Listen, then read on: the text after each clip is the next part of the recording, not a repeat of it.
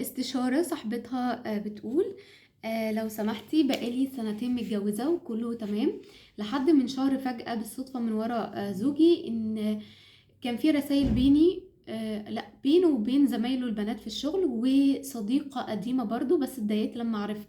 ومن وقتها وانا متضايقة جدا، مش عارفة اتعامل معاه زي الاول مع انه بيعامل ربنا فيا، ومش عارفة اعمل ايه معاه. هل اقول له عاوز افتح الماسنجر بتاعك واشوف قدامه واكلمه، ولا افضل ساكته بس عايزه ابقى كويسه زي الاول؟ حياتي اتشقلبت ونفسيتي تعباني بسبب الموضوع ده. ايه الحل؟ وبيننا طفل ويشهد ربنا انه مقصرش معايا، بس ان يبقى في تواصل حتى كلام عادي مضايقني.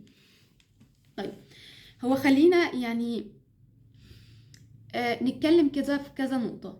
اول حاجه، انت قلتي انك اكتشفتي ان في رسائل بينه وبين زمايله البنات في الشغل وصديقه قديمه. طيب، هل الصديقه القديمه دي الرسائل دي كانت قبل علاقتكم؟ ليه السؤال ده؟ لانه لو في حاجه فرضا حتى لو هي غلط او هي حرام قبل علاقتكم، فده هنعتبره ماضي، هنعتبره ما يخصش الشريك الحالي. لانه انا عايزاكي تفهمي حاجه كويس جدا، ان احنا بني ادمين وبشر. انا مش بسهل على حد او ببرر لحد خطأ ما، ولكن مهم ان انا ادرك ده لنفسي وللاخرين، ان انا بتعامل مع بشر، مع بني ادمين، مع ناس بتغلط. انا نفسي بغلط على اختلاف يعني انواع الخطأ ودرجات الخطأ ده. فانا لما هاتقبل الحقيقة دي واتقبل ان انا بتعامل مع انسان مصنوع من طين، الانسان ده بيغلط، الانسان ده بيتوب، الانسان ده لما بيتوب ربنا بيبدله السيئات بتاعته حسنات. لما هأدرك الحتة دي، هبقى اكثر تسامحا مع نفسي ومع الطرف الاخر عند الخطأ بتاعه. طيب، ده مبدئيا.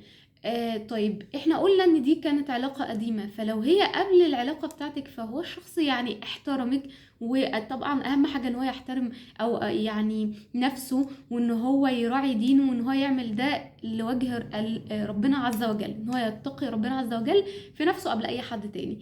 طيب، انت بتقولي في رسائل وقلتي في اخر الرسالة ان هي عادية بينه وبين بنات زمايله في الشغل. فوالله لو الرسائل دي اللي هو في سياق الشغل عادي، فهو الشغل حتم حاجة زي كده ان في رسائل في الشغل. طيب، لو الكلام عادي او هزار، او نقول ان هو فضول وزيادة في الكلام.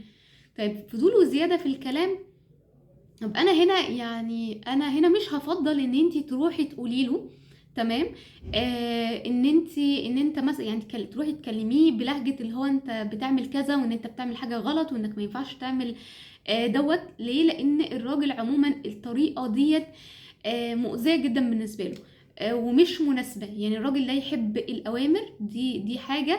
والراجل مهم قوي انك تحسي انك معجبة بيه بشكل عام، فاللقطة اللي هو هيلقط انه وقع من عينيكي دي مزعجة جدا بالنسبة له، وبداية ان هو يعني العلاقة بينكم ان هي تبدأ تتوتر.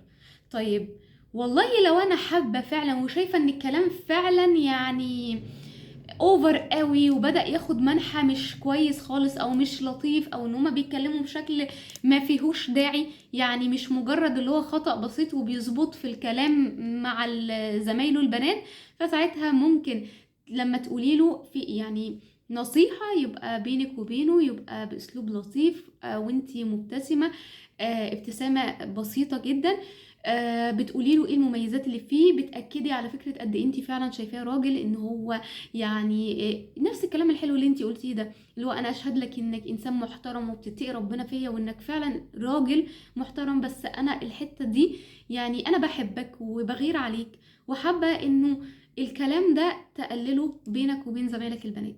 تمام، فهديله حتى الكلام او هلفت انتباهه بطريقة كويسة وبطريقة محترمة وبطريقة تراعي كرامة اللي قدامي. طيب، بالنسبة بقى انا يهمني حتة ان انا اتضايقت، يعني مشاعري تم استفزازها، ان انا اتضايقت لدرجة ان انا نفسيتي تعبانة، ان انا مش عارفة اتعامل مع الموضوع ان هو عادي. تمام، رغم ان احنا مثلا مش بنتكلم في خيانة او حاجات اللي هي درجات عالية، لا. فانا هنا هقولك اقفي مع نفسك وبهدوء كده، واقعدي ورجعي ظهرك لورا، وخدي نفس كده عميق، وغمضي عينيكي، واسألي نفسك، يعني اسألي نفسك الشعور اللي انا حاساه ده، وشعوري الضيقة ده، انا حسيته ايه اول موقف او اول لقطة انا حسيت فيه الشعور ده. طيب ايه هدف السؤال ده؟ غالبا هيجيلك لقطة على بالك، يعني استني لحد ما يجيلك حاجة على بالك. اللقطة اللي عقلك اللاواعي هيطلعها وهتيجي على بالك دي غالبا الموقف او الحاجة اللي حصلت زمان عاملالك تريجر، او خلتك تستفزي قوي، او مشاعرك تستفز بدرجة عالية. يعني كردة فعل الموقف ممكن الدنيا مش يعني لا درجة الشعور متناسبة مع الحدث او الحاجة اللي هي حصلت. فالموقف اللي يطلع لك اشتغلي عليه، ابدأي ان انت تكتبيه في ورقة وطلعي مشاعرك واسمحي لنفسك انك تحسي المشاعر دي وخرجيها. تمام. ليه؟ لانه انا مش بقلل من حاجة. لو في حاجة غلط على فكرة انا مش بقلل منها، بس بلاش ادي الشيطان فرصة ان هو يعكر عليا المزاج العام بتاع العلاقة بتاعتي. بلاش ادي الشيطان فرصة ان هو يبوظ علاقتي براجل هو العام بتاعه، يعني في العموم بتاعه هو راجل محترم، راجل كويس، راجل يعرف ربنا، بيتقي ربنا فيكي، مش بيأثر معاكي في حاجة. كل الحاجات دي والمميزات دي لا هي تغفر له.